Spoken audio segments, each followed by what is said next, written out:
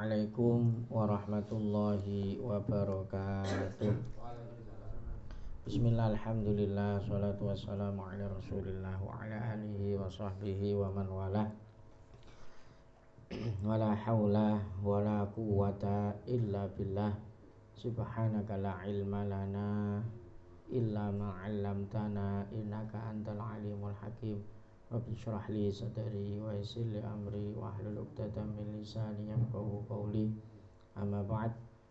Awala ta'allum wa ta'lim wa tadhakkur wa tadhkir wa nafa intifa' wal ifadat wal istifadah wal hatha ala tamassuki bi kitabillah sunnati rasulih wa amrudhatillah subhanahu wa ta'ala.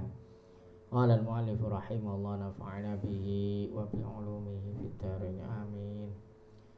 La tata'adda niyyatu himmatika ila ghairihi fal karimu la tatakhattahul amalu. Ibnu Athaillah Sakandari dalam hikmahnya yang ke-39, janganlah niat tujuanmu melampaui kepada selain Allah Subhanahu wa ta'ala. Sebab Al-Karim, sifat Allah Al-Karim yang artinya Maha Pemurah, tidak dapat dilampaui oleh suatu harapan. Harapan apapun selain dari Allah ini tidak akan mungkin bisa, ibaratnya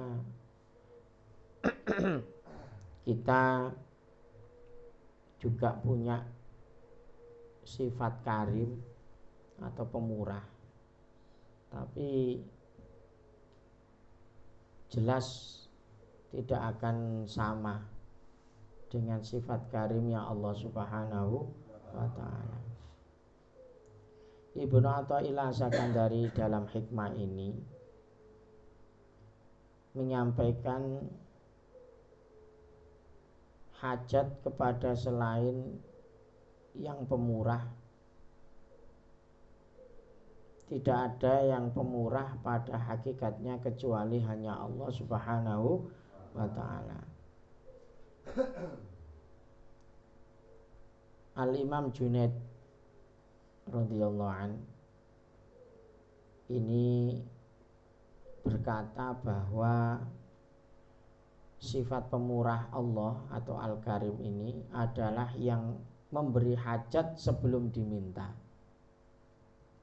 Jadi apa yang menjadi kebutuhan kita tanpa diminta pun itu diberi oleh Allah Subhanahu wa ta'ala. Jadi kita jaga iktikad kita bahwa wajib bagi kita ini husnudzon dalam kondisi apapun yang menimpa diri kita, tidak akan lepas daripada takdir Allah Subhanahu wa ta'ala.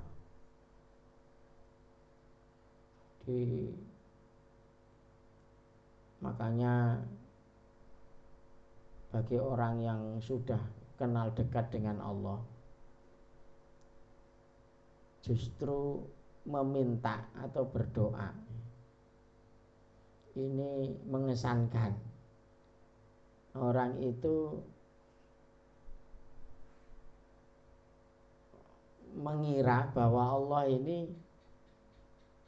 bisa memberi kalau diminta. Jangan sampai itu terlintas pada pikiran kita. Ikilah aku gak njaluk, bakal gak dikei ambek Gusti Allah. Padahal Allah itu punya sifat apa? Al-Karim, yang Maha Pemurah. Jadi tidak ada yang pemurah kecuali hanya Allah Subhanahu wa ta'ala. Karena apa itu tadi? Memberi sebelum diminta oleh hambanya. Jadi kebutuhan manusia diberikan Allah kepada orang ini tidak nunggu diminta. Jadi kita ibaratnya awakmu gak ndonga belas, kita ndak akan donga. Tetap Gusti Allah itu memberi rezeki kepada kita. Imam Al-Haris Al-Muhasibi mengatakan Al-Karim, sifat pemurah ini adalah tidak peduli siapa yang ia beri. Jadi kalau Al-Muhasibi mengatakan tidak peduli kepada siapa yang diberi, entah itu orang tidak layak diberi, dalam artian orang kafir kan mestinya enggak layak, tapi karena Allah itu punya sifat karim, semua makhluk ini diberi oleh Allah Subhanahu wa ta'ala. Jadi sifat karim ini termasuk sifat yang mulia, dan kemuliaannya ini milik Allah itu kemuliaan yang sempurna. Jadi kalau tadi Al-Imam Junaid mengatakan Al-Karimnya Allah itu memberi hajat sebelum diminta. Jadi bagaimana sih Allah itu punya sifat Al-Karim? Ya Al-Karimnya Allah, pemurahnya Allah itu gak njaluk, tetap dikasih. Tapi menurut Imam Haris Al-Muhasibi, sifat karimnya Allah itu punya arti dia tidak peduli dengan siapa yang ia beri. Kalau kita kan pasti milih-milih ngewehi wong. Nggak mungkin orang jahat kita kasih ya, orang manusiawi ya. Sing terdekat, yang dicintai ya, itu pasti yang didahulukan untuk diberi. Nah, kalau Allah tidak seperti itu, kalau seandainya Allah tidak punya sifat Al-Karim yang sempurna, mungkin dipilih sing dikei rezeki mung orang-orang yang beriman saja. Sing wong kafir barno cek mati ya. Tapi nyatanya kan tidak begitu. Yang tidak pernah mengecewakan orang yang berharap kepadanya. Jadi sifat karim Allah itu tidak akan pernah mengkhianati atau mengecewakan orang yang berharap kepadanya. Makanya kita ini tidak boleh berharap kecuali hanya kepada Allah Subhanahu wa ta'ala. Jadi Al-Karim ini kalau umpamanya berkuasa, maka ia akan memberi maaf ya, pemaaf. Apabila berjanji pasti akan menepati janjinya. Apabila memberi ya maka lebih memuaskan dari harapannya. Itu sifat karim. Tidak memberi kalau ada hajat ya. Jadi makanya disampaikan oleh ahli syair ya. Ini ada satu syair penyair, latas alanna bunayya adam hajatan wasalil ladzi abwabuhu la tuhjabu Allahu yabghadu irta su'alahu wa bunayya adam hina yus'alu yaghdabu. Artinya janganlah meminta hajat kepada manusia, mintalah kepada Tuhan, kepada Allah Subhanahu wa ta'ala yang pintunya tidak pernah tertutup. Allah marah bila engkau tidak meminta kepadanya. Jadi Allah itu juga punya sifat pencemburu. kok ono njaluk nang selain aku, berarti iki gak mboten aku. Kalau manusia apabila diminta ia marah. Ya mesti ae sampe njaluk benda kuwi nek menjaluk kan suwe-suwe lah emosi sing dijaluki ya. Iku menungso ya. Tapi Allah itu tidak punya seperti sifat itu. Dicuwaluki terus ya tetap dikasih. Itu sifat karimnya Allah Subhanahu wa ta'ala. Jadi sifat pengertian Al-Karim di atas yang dimaksud oleh Ibnu Athaillah ini hanya layak untuk Allah Subhanahu wa ta'ala. Pokoknya jangan menggantungkan atau berharap kepada selain Allah Subhanahu wa ta'ala. Allah yang orang yang paling sakit itu kalau sudah berharap selain kepada Allah Subhanahu wa ta'ala, karena pasti kecewa. Jadi dalam segala urusan dan keadaan kita hanya berharap kepada Allah Subhanahu wa ta'ala. Jadi sifat Al-Karim ini sifat yang benar-benar sifat yang mulia. Kita dianjurkan untuk meniru tok ya. Kalau menyamakan ya jelas gak bisa sifat karim Allah. Tapi kita wajib menteladani sifat-sifat Allah yang bisa diteladani oleh makhluk. Di antaranya sifat Al-Karim. Karim ini luman iki lho, sakhok ya. Sampai di sini dikatakan Allah cinta terhadap orang pemurah, orang yang luman, orang yang dermawan. Allah menjauhkan orang yang pemurah itu dari api neraka. Walaupun ia ahli maksiat. Jadi intine ya lak ono wong sakhok, wong luman sing temen lho, duduk luman mergo ada iso ono karepe, lak iku ya gak luman iku ya. Kate ono masyaallah bagi-bagi. Jadi kalau itu luman musiman ya. Kalau asli orang ini sakhok, luman, walaupun dia ahli maksiat, nantinya akan kembali atau bertaubat dan akhirnya meninggal dalam keadaan husnul khotimah. Jadi sampai ada keterangan itu orang ahli maksiat tapi pemurah, luman, itu lebih dicintai Allah daripada wong alim tapi bakhil, pedit, gak duwe sifat pemurah. Bandingannya lho. Padahal ahli maksiat. Karena apa?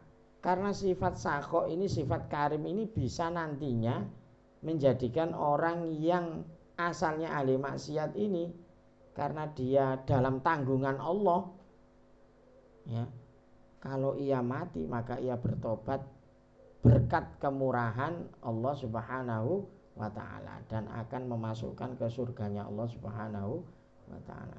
Ini ada dalam hadis Nabi Muhammad sallallahu alaihi wasallam, as-sakhiyu qaribun minallah ta'ala, qaribun minan nas, qaribun minal jannah, ba'idun minan nar.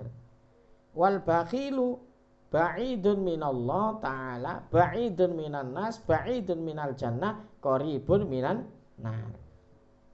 Wal jahilu sakhiyun, wal jahilu sakhiyu ahabbu ilallah ta'ala ilal abid bakhil. Bukan alim, ternyata di sini abid.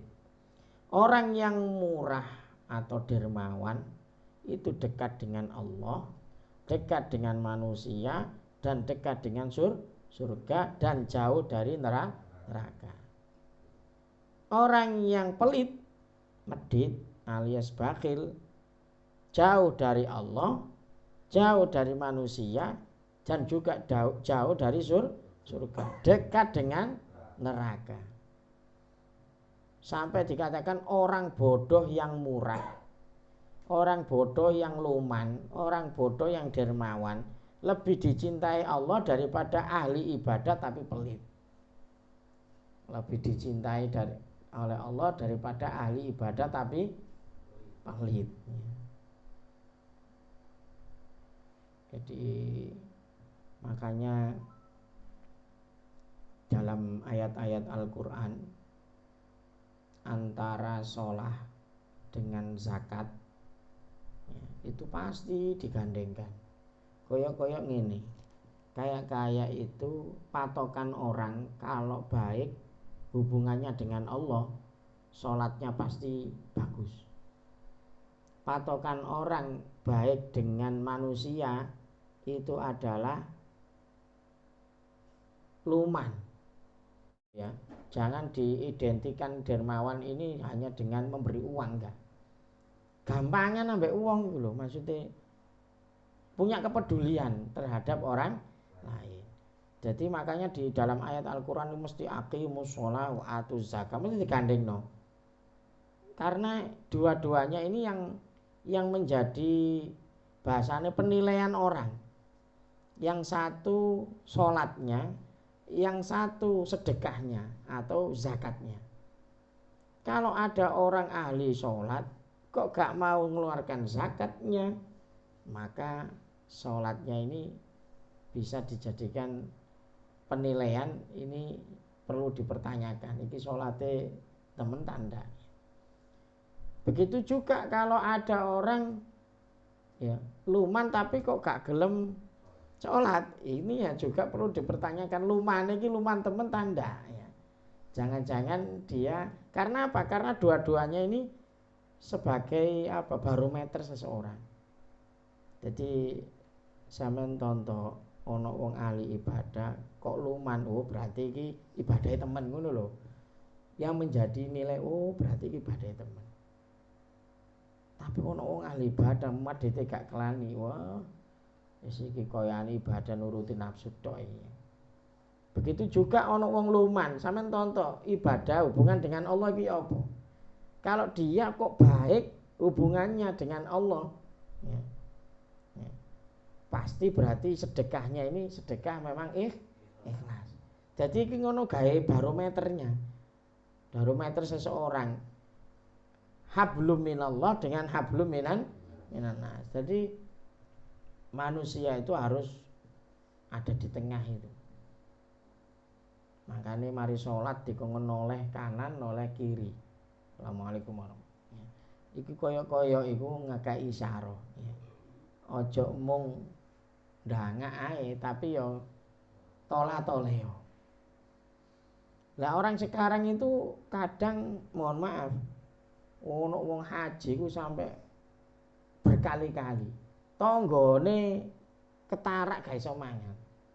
Nah ini ndak imbang ngene iki, perlu dipertanyakan iki apa iki. Berarti bisa diprediksi, bisa dinilai iki ibadahnya nuruti hawa nafsu. Karena kalau ibadah itu ikhlas, murni karena Allah, dia pasti juga lebih memperhatikan orang lain. Ya, artinya kalau haji ya cukup sekali, ya. Kan kewajibannya hanya sekali. Tapi ini ada yang sampai anak-anak cilik dijai. Nah, seperti itu. Jadi menilai seseorang itu dari dua unsur ini. Lihat sholatnya dan lihat hubungannya dengan manusia. Punya kepedulian enggak? Ada loh orang ini enggak punya harta tapi dia punya kepedulian. Seneng nolong wong, boyo apa carane umpamane wong gak duwe pekerjaan, dicarikan pekerjaan. Itu juga termasuk punya kepedulian. Ada orang ini hanya mengeluarkan uang tapi nggak punya kepedulian, ya sama saja. Artinya ya padha mek ngenyek ya. Ibaratnya duit itu sedunia wis karep-karepmu. Yang penting ini adalah kepeduliannya itu, punya rasa persaudaraan, apalagi sesama orang Islam. Al mukminu akhul mukmin. Jadi mukmin satu dengan mukmin lain ini adalah saudara. Jadi ini yang dimaksud Ibnu Athaillah Sakandari, kalau la tata'adda niyata himmatak ila ghairihi, janganlah niat tujuanmu melampaui kepada selain Allah. Artinya melampaui selain Allah itu yaitu tadi, kaya Allah itu mak diliwati tok, luweh condong nang juragane timbang condong nang Gusti Allah. Akhirnya apa? Lak juragane ngongkon bah waktu sholat bahwa ya anu gak ngreken. Sing penting aku apik ambek juragan. Pangerane dilewati tok, Allah dilampaui. Jadi dia itu lebih berharap kepada juragane timbangane berharap kepada Allah Subhanahu wa taala. Nah, hal ini kira-kira banyak tanda sekarang ini. Wakeh, ya rata-rata menungso lebih berharap kepada manusia daripada kepada Allah Subhanahu wa taala. Memang orang-orang khusus yang diberi kelebihan bisa melakukan sesuatu mendahulukan Allah daripada makhluknya. Mendahulukan Allah itu bukan berarti gini ya, lah wis wae salat gak ngreken bahono tamu, bahono anu, bukan begitu. Ada orang itu kekencengan iki wis pokoknya lak wae ibadah ya wis, padahal Allah itu memberikan ruang-ruang salat ya ana waktune ya. Umpamane zuhur ya jam 12 sampai setengah 3 umpamane. Itu adalah barangkali di situ kita ada hal-hal yang memang harus didahulukan dalam hubungannya dengan membantu orang lain. Contoh ono tamu ado, amun gak ruwai salat umur tamu, tamune tambah dilolokno. Nah, iki berarti gak ngerti adabnya itu ya. Padahal Allah ndak seperti itu. Rasulullah Shallallahu Alaihi Wasallam salat iku yo ambek ngomong putune. Pernah sujud iku lama sekali. Sing sahabat iki lapo Kanjeng Nabi sujud iku suwene gak nglani ya. Ternyata setelah sholat ditanya Nabi, wonten apa? Dikirane ana apa-apa ngene. Ndak iki lho putuku lho menek nang anu, saya enggak mau. Berarti kan masih memperhatikan istilahnya hablum minan nas itu, walaupun ibadah cek tetap memperhatikan adab terhadap orang lain. Di ono wong iku kumenceng gak kena di ya kuwaku ngono lho ya. Iki wae salat iki. Padahal kene wayahe tepak-tepak nepak-nepakno waktu ya. Kita kan ngatur umpamanya kita pas kerja. Kan enggak mungkin kalau kita itu ya tetap kita mendahulukan Allah itu tetap. Artian mendahulukan Allah itu tidak terus mengabaikan enggak, tapi karena ini ada udzur yang kira-kira memang udzur ini yang ada toleransi dalam syariah, ada toleransinya. Umpamanya berpergian ya oleh dijamak. Kalau jauh boleh dikosor. Itu bisa berpergian sebelum sahur, sebelum subuh ya. Itu kan boleh tidak puasa kalau memang berpergian jauh. Ya itu kan toleransi. Gak iso kenceng-kencengan, gak iso iku Ramadan iki. Kudu poso. Ya berarti apa? Memaknai agama ini apa? Terlalu hulu. Nah, kalau ngarani hulu itu berlebih-lebihan. Jadi yang benar apa? Ya kalau memang nggak ada udzur ya kita istiqomahkan sholat pada awal waktu. Memang nggak ada udzur. Tapi kalau ada udzur ya ada toleransi. Jadi bukan berarti iki wong senengane ngakhir-ngakhirno waktu sholat asar 4:30. Bukan itu. kalau seandainya dia tidak bekerja, tidak punya kesibukan, pasti dia sholat di awal waktu. Tapi nyatanya kan kita masih punya kesibukan. Cara ngono urusane ku gorong mari. Kalaupun ditinggal sholat nanti justru malah ya berantakan lah istilahnya. Sholat ya wis gak khusyuk ya. Nah seperti itu. Jadi dalam ibadah, dalam muamalah, ini dua hal ini harus saling diperhatikan. Di umpamane ada perintah orang tua, memang orang tua ya wajib ditaati. Tapi dalam hal-hal tertentu, umpamanya dia punya kewajiban mencari ilmu, jangan dibuat alasan orang tua ini. Jadi ngono-ngono wong ngono.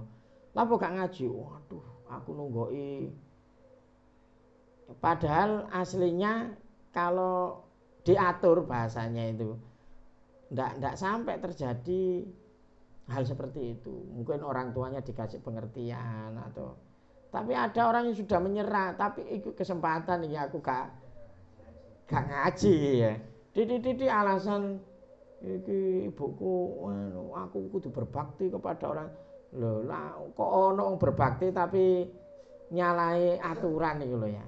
Sebetulnya nggak seperti itu. Makanya kita harus bijak gitu loh. Dalam bersikap itu harus bijaksana. Gak iso aku ninggalno iki, aku sholat kudu tepat waktu. Loh ya apa dijak nyambut gawe mikir iya memang kudune ngono hancene ya. Kecuali lah awake dhewe wis pensiun, wis gak duwe suhul, gak duwe anak cilik. Lah kalau kita masih punya tanggungan sing saambrek ngene iki ya Allah pasti tahu. Kan ada orang ini yang terlalu berlebihan, tapi yo akeh sing terlalu meremehkan. Lah iku sing masalah iki ya. Yang kedua iki yo nemen iki.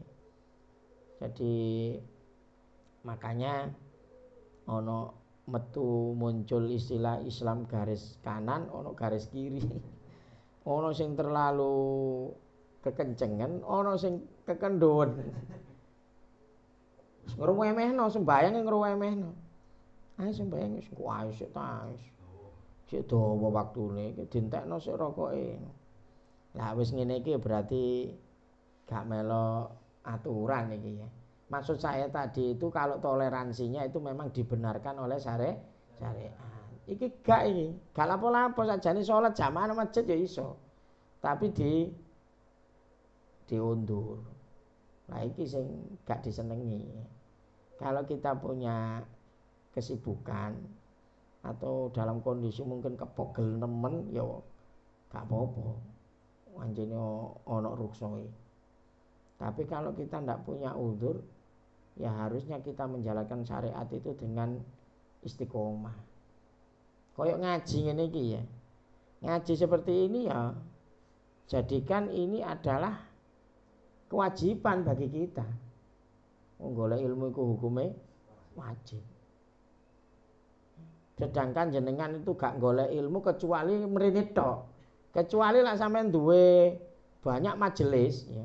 Wis aku tak majelis kono mboten napa-napa. Tapi gak majelise iki mak rene tok.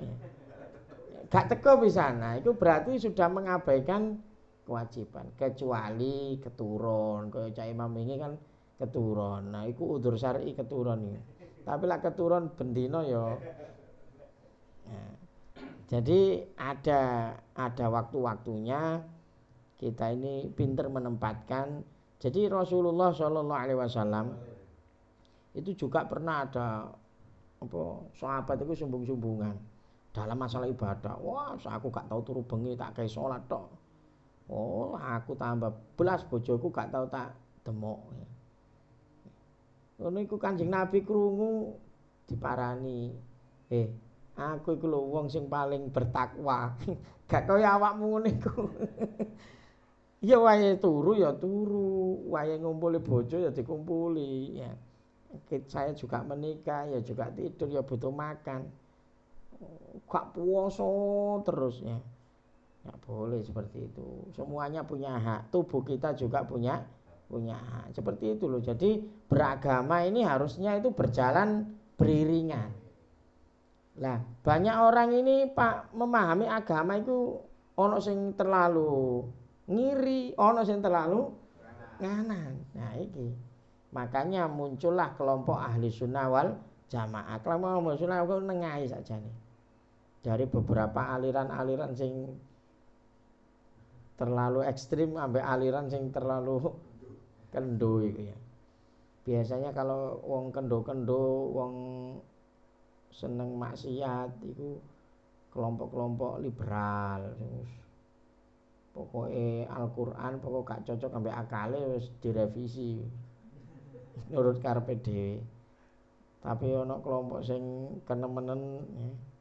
Ini biasanya orang-orang apa namanya kayak Wahabi, titik-titik bid'ah ya, titik-titik syirik, titik-titik ya, ini patut kita pahami. Jadi intinya dalam beragama ini ummatan wasaton. Ummah wasaton itu artinya tengah, tidak terlalu. Makanya agama Islam ini sebetulnya apa namanya istilahnya itu sesuai dengan nurani. Cara dilakoni teman itu cocok ambek hati kecil kita. Bayangno kalau kita memahami agama Nasoro, pendeta itu gak oleh nikah. Nah itu kan berarti secara akal gitu. Oh, bisa menungso kok gak oleh. Lah itu kan menyalahi. Gak ono dalam Islam itu kayak gitu ndak ada. Ya sudah. Wong itu sudah menjadi kehidupan manusia. Dekne ngomong gak mau nikah tapi ngumpuli padha ae tambah nemen ya. Jadi maka dari itu kita ini dianjurkan apa namanya beragama ini ya lah, kalau bahasa modern sekarang moderat lah. Istilahnya moderat itu jangan diartikan yo gampang no, ya gak terlalu ngangel-ngangel no ya. Jadi sesuai dengan nurani, sesuai dengan apa namanya apa yang menjadi kondisi kita masing-masing. Jadi kondisi kita masing-masing. Lak jenengan iku wis tuwek, wis pensiun, umpamane wis anake wis gede-gede, wis ana sing nyukupi, wis sampean gak usah melu kerja, wis ibadah kono. Wis iku wis wayahe ku anjene. Lah sik enom masih muda moro-moro kepengin wiritan tok ae nang masjid ya. Iki ngarano kokot iki ya. Iya terus anake dipakani dedek wae. Ya, jadi itu ketika kita beragama kita itu menyesuaikan kondisi kita masing-masing. Jadi nggak iso dipukul rata ndak. Mungkin orang ini memang dalam ekonomi kesulitan, Allah pasti akan memberikan banyak rukso, banyak keringanan. Tapi kalau Allah itu memberikan kemudahan, ya wajib bagi dia untuk memanfaatkan kemudahan itu untuk mendekatkan diri kepada Allah Subhanahu wa ta'ala. Bisa dipahami ya? Ya, semoga menjadi ilmu yang barokah manfaat. Ya Rabbana tarafna fi annana tarafna wa annana asrafna ala ladha asrafna fatub alaina tauba tawsil li kulli hauba wastur lana al-aurati wa aminir ra'ati waghfir li walidina rabbi wa mauludina wal ali wal ikhwani wa sairil khilani wa kulli dhi mahabba au jiratin au suhbah wal muslimina ajma amina rabbi isma fadlan wa judal manna la biktisabi minna bil mustafa rasuli nadha bi kulli suli salla wa sallam rabbi alaihi atal habbi wa alihi wa sahbihi data tasisufi walhamdulillahi fil bati wa tanahi subhana rabbika rabbil izzati amma yasifun wa salamun alal mursalin walhamdulillahi rabbil alamin. Wal afu minkum. Assalamualaikum warahmatullahi wabarakatuh.